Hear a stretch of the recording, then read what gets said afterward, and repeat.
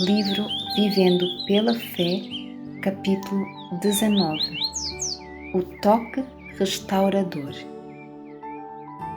Um dos milagres mais impressionantes de Jesus é relatado nas seguintes palavras: E aconteceu que, quando estava numa daquelas cidades, eis que um homem cheio de lepra, vendo a Jesus, prostrou-se sobre o rosto e rogou-lhe, dizendo: Senhor, se quiseres, bem podes limpar-me.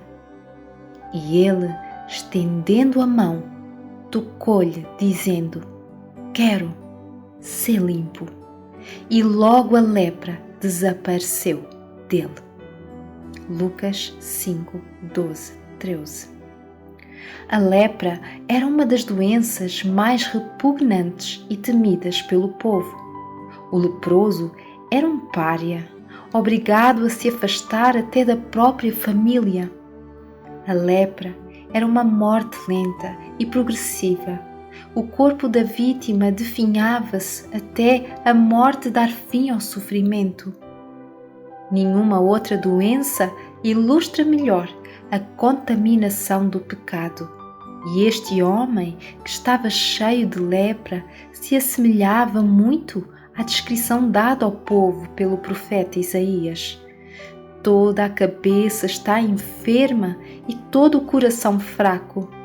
Desde a planta do pé até à cabeça não há nele coisa sã, senão feridas e inchaços e chagas podres não espremidas, nem ligadas, nem amolecidas com óleo. Isaías 1, 5 e 8.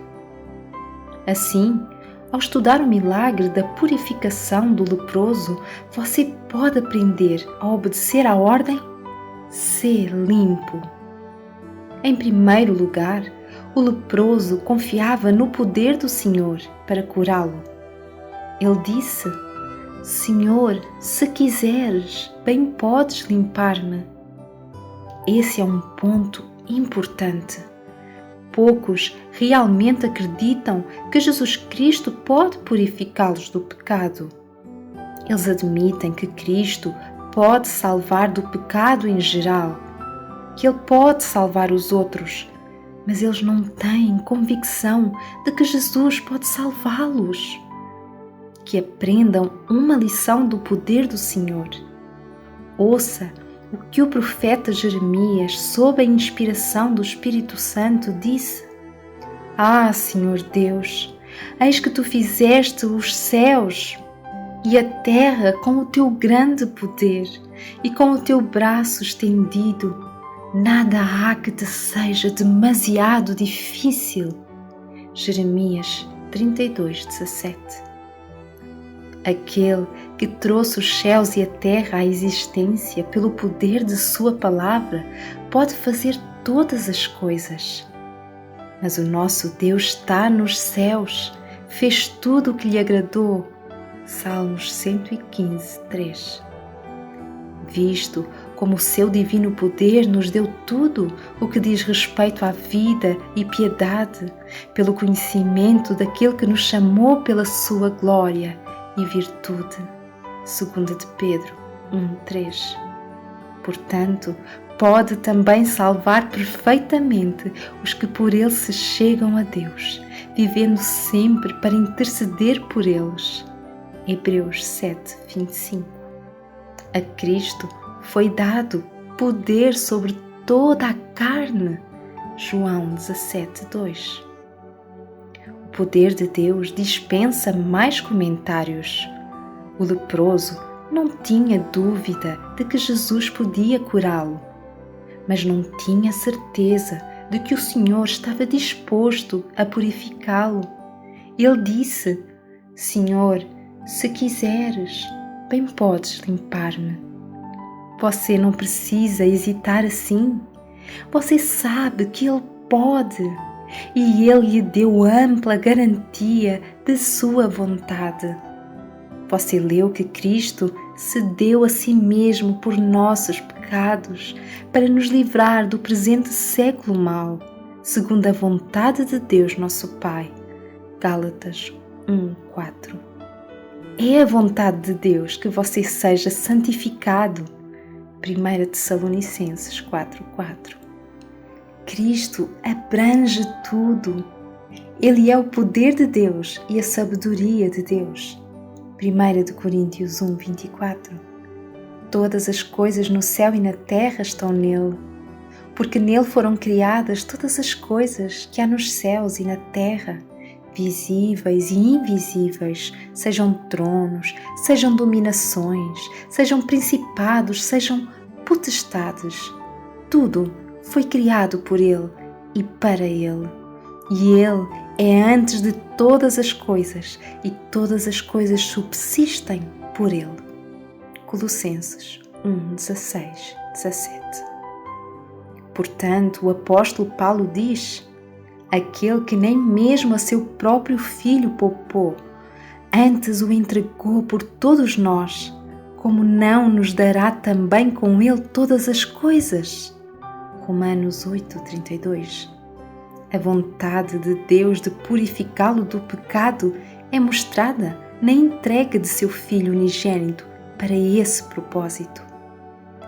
Estas coisas vos escrevi a vós, os que credes no nome do Filho de Deus, para que saibais que tendes a vida eterna e para que creiais no nome do Filho de Deus. E esta é a confiança que temos nele, que se pedirmos alguma coisa segundo a sua vontade, ele nos ouve. E se sabemos que nos ouve em tudo o que pedimos, sabemos que alcançamos as petições que lhe fizemos. 1 João 5:13-15. Então, cheguemos, pois, com confiança ao trono da graça, para que possamos alcançar misericórdia e achar graça, a fim de sermos ajudados em tempo oportuno. Hebreus 4:16. Sabendo que, se confessarmos os nossos pecados, Ele é fiel e justo para nos perdoar os pecados e nos purificar de toda a injustiça. 1 João 1:9. Mas o aspecto mais marcante desse milagre é o facto de Jesus ter tocado o leproso. Não havia outra pessoa em toda a terra que se aproximaria 1 metro de distância daquele moribundo.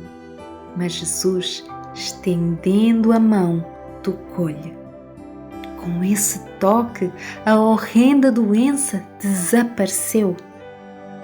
Vale a pena notar que em muitos casos Jesus tocou aqueles em quem curou. Quando a mãe da esposa de Pedro ficou doente de febre, Jesus tocou-lhe na mão e a febre deixou. Mateus 8:15. Naquela mesma noite, ao pôr do sol, todos os que tinham enfermos de várias doenças lhe os traziam e, pondo as mãos sobre cada um deles, os curava. Lucas 4:40. Em seu próprio país, as pessoas eram tão incrédulas que ele não podia fazer ali nenhuma obra maravilhosa, somente curou alguns poucos enfermos, impondo-lhe as mãos. Marcos 6:5. Em Mateus, temos a certeza de que essa cura dos enfermos era para que se cumprisse o que fora dito pelo profeta Isaías, que diz: Ele tomou sobre si as nossas enfermidades e levou as nossas doenças. Mateus 8:17. Você sabe que a cura saía dele para os sofredores que se aglomeravam ao seu redor para tocá-lo. E toda a multidão procurava tocar-lhe, porque saía dele virtude e curava a todos. Lucas 6:19. E este versículo lhe assegura que ele recebeu em sua própria pessoa as doenças da humanidade e, em troca, oferece seu poder curador. Agora você tem a bendita segurança de que, embora ele tenha ascendido ao céu, não perdeu a simpatia por você, mas ainda é tocado com o sentimento de nossas enfermidades. Ele se achega a você com piedade, pois Ele conhece a nossa estrutura, lembra-se de que somos pó. Salmos 103, 14. Mesmo com todo o pecado e degradação, você pode ter o pensamento inspirador de que Jesus não o despreza e não tem vergonha de ter uma íntima comunhão com você, a fim de poder ajudar-te. Falando do trato de Deus com o antigo Israel, o profeta Isaías afirmou: em toda a angústia deles, ele foi angustiado, e o anjo da sua presença os salvou. Pelo seu amor e pela sua compaixão, ele os remiu e os tomou e os conduziu todos os dias da antiguidade. Isaías 63, 9. A mesma salvação está disponível hoje. Assim como uma águia carrega seus filhotes nas asas, o Senhor carrega todos os seus pecados e tristezas. Ele os toma sobre si e nele são extirpados pelo mesmo processo pelo qual no final ele tragará a morte na vitória.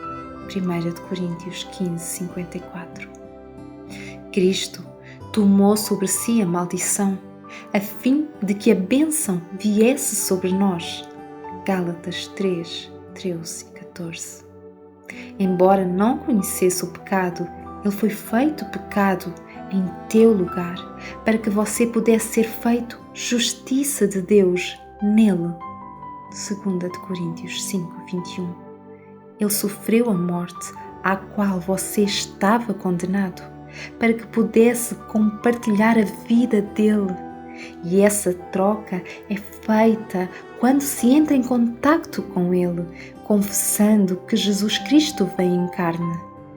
Quanto perde o homem ao afastar Jesus como se fosse alguém estranho, ou considerando a fé nele como uma teoria.